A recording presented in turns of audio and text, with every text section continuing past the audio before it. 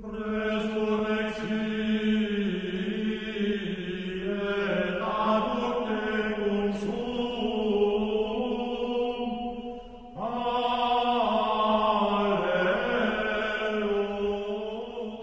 conquista o dominación árabe en la península ibérica fue una transición militar y política sucedida en el siglo VIII después de Cristo, que culminó con la creación del Al-Ándalus, antecedente directo de lo que hoy conocemos como España. Fueron los musulmanes del califato de Omeya los que conquistaron el reino visigodo, lo cual duró alrededor de 15 años, es decir, del 711 al 726 después de Cristo. Dicha dominación eliminó por completo la autoridad visigoda sobre la península ibérica. La dominación árabe sobre la península ibérica no sucedió de tajo, es decir, fue dándose a través del tiempo y en diferentes fases. La primera fue conocida como la conquista militar del sur de la península. Durante este periodo, Musa ibn Nusayr, quien fuera en aquellos entonces gobernador de Ifriqiya, ordenó a Tariq ibn Ziyad, su lugarteniente, que diera inicio a la conquista de la península ibérica. Por el contrario, diversas fuentes aseguran que Tariq actuó por cuenta propia, es decir, sin orden alguna de Musa. De este modo, Tariq desembarcó en Algeciras alrededor del año 711 después de Cristo. Se dice que iba acompañado de 7.000 hombres, la mayoría de ellos bereber y algunos cristianos del norte de África, aunque según otros datos, Tarquín iba acompañado por más de 12.000 vasallos. Posteriormente se asentaron en el peñón de Gibraltar, el cual lleva ese nombre por el conquistador en cuestión, es decir, Jabal at-Tariq, que significa Monte de Tariq, derivó finalmente en Gibraltar. Gracias a la altura del mencionado peñón de Gibraltar, Tariq y su ejército pudieron resguardarse mientras comenzaban su movimiento de conquista, la cual sucedió en un principio sobre las ciudades bajas de Andalucía. Cabe señalar que Tariq tomó ventaja cuando el conde de Bética se encontraba con el rey Don Rodrigo en el norte de España luchando contra los vascones. Así Tariq tuvo tiempo para organizar a su modo la mencionada conquista en el sur de España. La segunda fase de la conquista a la península ibérica se le conoce como Batalla de Guadalete.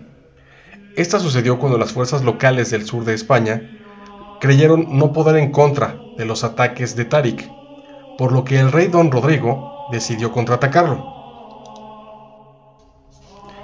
Cabe señalar que dicho rey se encontraba entre las murallas de la ciudad de Pamplona, y por ello tardó en organizar el contraataque. Pamplona estaba dominada por los vascones y en definitiva, el rey Don Rodrigo desistió en recuperarla y entonces derrotado, partió a Toledo.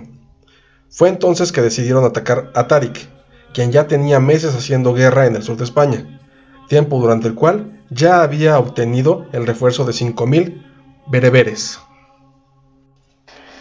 Por su parte, el rey Don Rodrigo poseía un ejército magro, limitado, entre otras cosas por la falta de recursos consecuencia de la pérdida de propiedades de la corona, además de suscitarse desacuerdos dentro de dicho ejército que provocaron divisiones y deserciones. Dicho movimiento de conquista se extendió por todo el sur de España hasta llegar a Sevilla. Finalmente Tariq se instaló en el sur y Musa ibn Nusayr volvió a Hispania en ese mismo año, acompañado de un ejército de 18.000 hombres.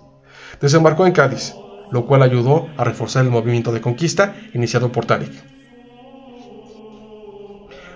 Tiempo después del fallecimiento del rey Don Rodrigo, la nobleza eligió a Opas como nuevo rey, aunque nunca fue coronado debido a que los visigodos se enfrentaron con los leales y los nobles, no bizantinos, quienes no aceptaban a Opas como su rey. Tras dicha muerte, Tariq rapiñó todo lo que el rey Rodrigo llevaba consigo, ya que se acostumbraba a viajar con lujos. Todo ello derivó a que el mencionado rey Don Rodrigo fuera derrotado en la batalla de Guadalete, e incluso diversas fuentes aseguran que dicho rey murió en esa batalla. La tercera fase de la conquista se conoce como conquista del tercio meridional. Una vez ya conquistada, La ciudad de Sevilla se convirtió en la base de operaciones militares para la conquista. De dicha ciudad salieron dos ejércitos que comenzaron a operar de forma separada sobre toda la península. Uno de ellos se dirigió hacia Córdoba, que fue la capital de la provincia visigoda de la Bética. El otro ejército se dirigió hacia Mérida, capital de la provincia de Lusitania. Ambos ejércitos trataban de rendir cuanto antes a los centros de poder administrativo y militar visigodos. Por su parte, Musa estaba ansioso por llegar a Toledo, que era en aquel momento la capital o la ciudad más importante del reino visigodo. Para trasladarse usaron las calzadas romanas que ya estaban trazadas y de esa forma llegar directamente a atacar, aprovechando también que todas las ciudades o pueblos que estuvieran en el paso también habrían de ser sometidas a su autoridad. La cuarta parte lleva por título Conquista del Centro Peninsular. Toledo fue conquistada por Musa finalmente, ciudad que casi no opuso ninguna resistencia. Ello sucedió antes de acabar el año 711 después de Cristo. Con este hecho, Opa huyó. Algunas fuentes aseguran que pudo haber muerto, porque ya nunca más se le volvió a ver ejercer un puesto tal como el de rey. La caída de Toledo buscó un efecto tanto psicológico como político. Esto implica que el reino visigodo logró una gran centralización en esa ciudad que impidió una respuesta coordinada de las fuerzas musulmanas a forma de contraataque. Ante el salvaje movimiento de conquista, los nobles lograron escapar, llevándose consigo varias riquezas que pudieron reunir de lo que ya poseían y se fueron hacia el norte.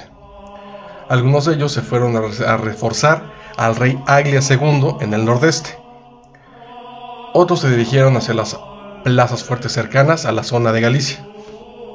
Finalmente Musa decidió acabar en Toledo el invierno que pasaba en ese momento.